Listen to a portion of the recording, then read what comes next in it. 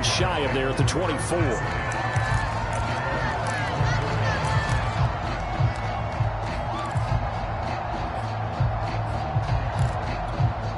Jaguars come to the line to start their next drive.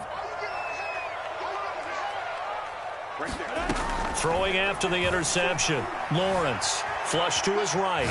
Now he's going to throw deep right side. And that is incomplete. Took a shot there on first down, but he couldn't reel it in. Well, we just saw something you don't ordinarily see, and that's him trying to deep ball after throwing a pick six on his previous pass. Normally, they give him something safe to get his confidence back. Instead, they let him fire it downfield, albeit unsuccessfully. 2nd and 10.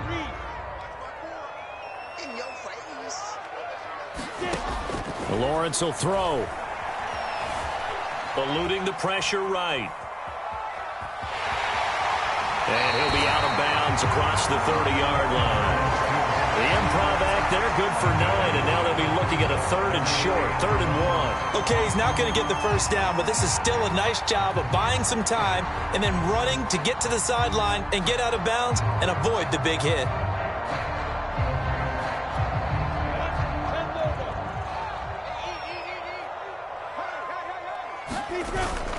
They'll run with Etienne. And he will have a first down here at about the 40.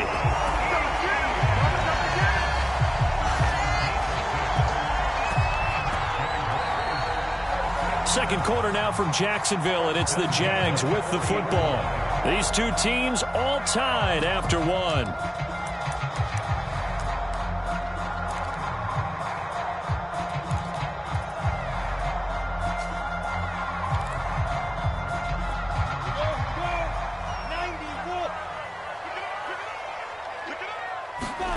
Play action. It's Lawrence. He'll drop this one off with Etienne. And he's able to get this one out closer to midfield across the 45. So following the hold, they're in a bit of a hole here with a 1st and 20.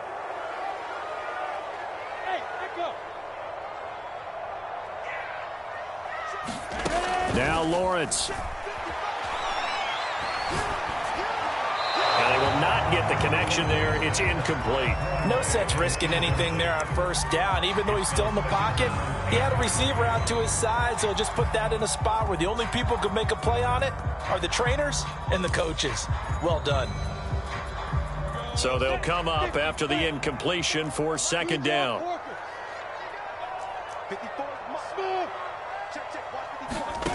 Now Lawrence to throw. He's going to wind up and air it out.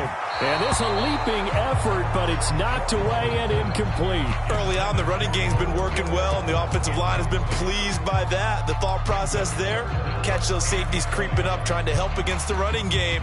They tried to hit them over the top, unsuccessfully. An incomplete pass on that last play, and that means they'll need to come up with something here on 3rd down. Here's Lawrence to throw. And he's taken down right at the 45-yard line. He's such a good route runner. Shows it there on 3rd down. Very proficient and a good pass. And you know what I've observed over the years in the NFL? The better a route runner you are, the more confidence your guy's going to have in you to go to you in important times because he can trust you being in the right spot, and they connected there and picked up a first down. And down inside the 40 to about the 38. 7 yards on the pickup there, and it'll leave him with a 2nd and 3.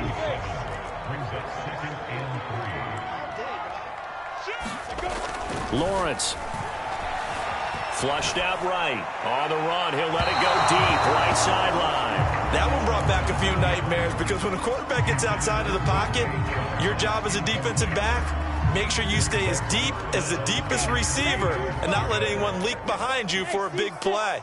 A nice job there having discipline and not letting them connect on that pass. On 3rd down, here's Etienne. Dances by him, and he's going to get this inside the 30.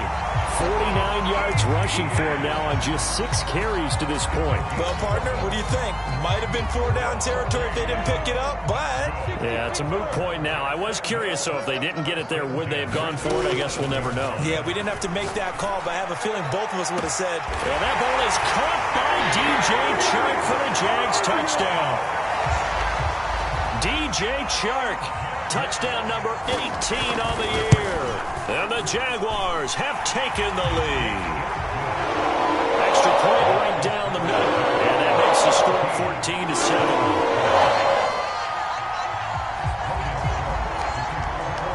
After the touchdown, Cook now to kick this one away. And this is going to be returned from the middle of the end zone. And the decision to come out of the end zone is going to cost him 5 yards as he's taken down right at the 20.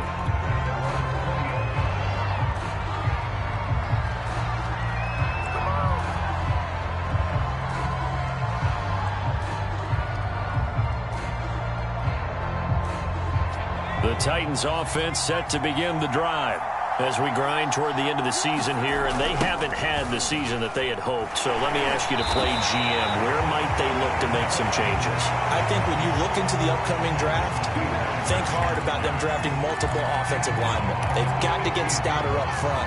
And as a GM always tells me, Charles, this is a big boy league, and big people always end up winning games for you.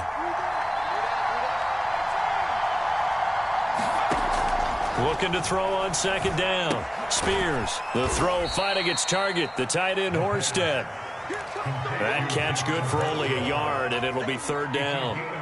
Oh, it's time to give a little credit there to the defense. They played that very well because it was a drag route, and he ran it a little shallower than normal as he worked straight across the field.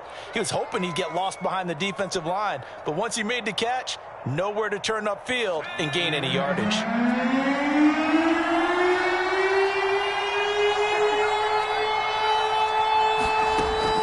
Third and long, they'll look to throw. Escaping the pressure right. Into heavy traffic, and it's intercepted.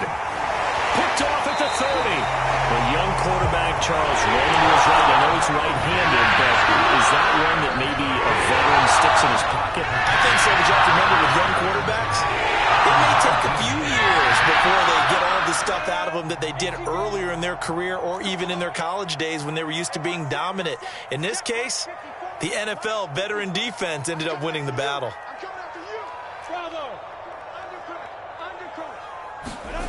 On 1st and 10, it's Lawrence.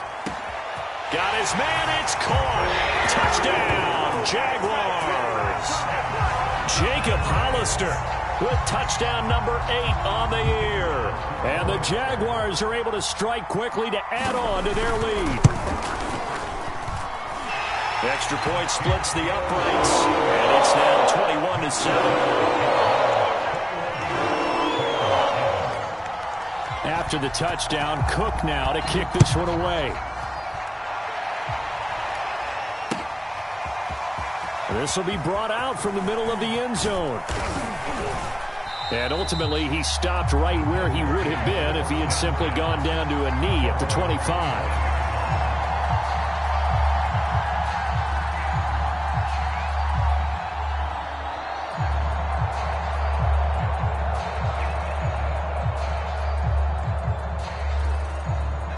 The Titans offense set to begin the drive. And following the interception, we'll see what they can put together on this drive. I can hear my old college coach right now. He always used to tell us before every game, the team making the fewest mistakes will win. What they're hoping is that that last mistake is their only one of the game. Coaches, that's all they talk about, turnovers, right? Minimizing those and maximizing opportunities. Following the incomplete pass, here they go again. 2nd and 10 from the 25.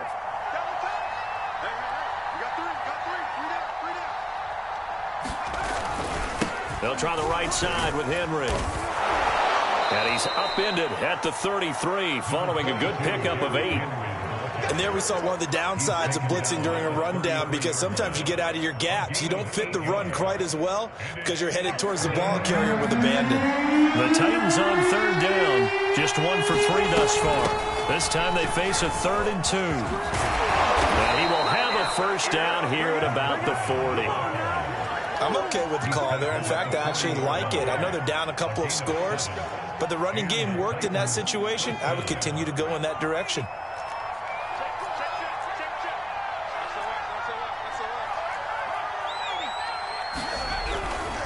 A first down carry for Henry. And fights through one man. And he's got some space here. The 20. And he does take it in for the touchdown, but a flag on the field, and I don't think this is going to stand. Yeah, don't put the points on the board just yet.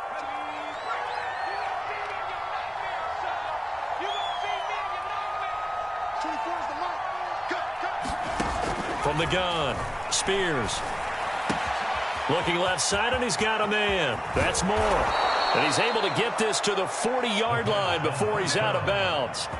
A big play there on the catch and run. And this was a nice example of an offensive coordinator scheming his guy open. Just a little underneath route, just trying to free up some space, and it worked awfully well. Got him not just space, but plenty of room to run after the catch to pick up really nice yardage. Yeah, boy, this defense again really making things tough on him as they stop him for no gain. The running lanes have definitely not been there for him here in the first half, and I don't think it's all been his fault. His offensive line hasn't given him much space. A loss results there.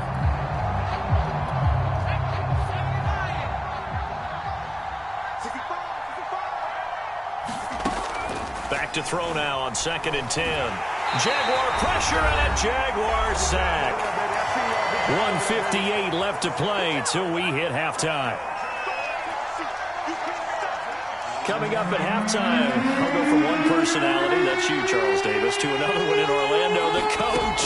He'll have stats and scores from around the NFL. You and Jonathan Coachman, both larger than life. No doubt about it. But you're stuck with me in this booth, yes, and he's miles away and smiling. And happy.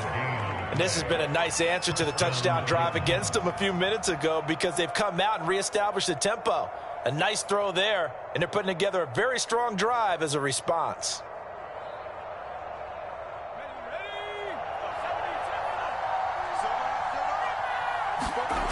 On first down, Spears throwing the out route incomplete. It's Jones. And he is out of bounds right around the 10-yard line.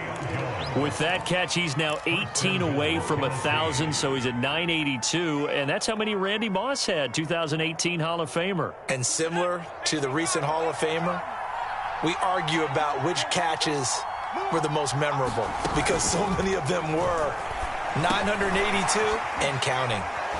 And this carry brought to an end at the 8. Good stick skills, just not much room there to operate. That catch good for only a couple. All defenses worry that whenever anyone catches the ball and has a head of steam come out of the backfield, it can turn into a big play with missed tackles or he runs through people. Game. He lost 4 there, and it's 3rd down. The short field shrinks even more with the type of bodies they brought in on that play. Those extra tight ends, they weren't able to secure their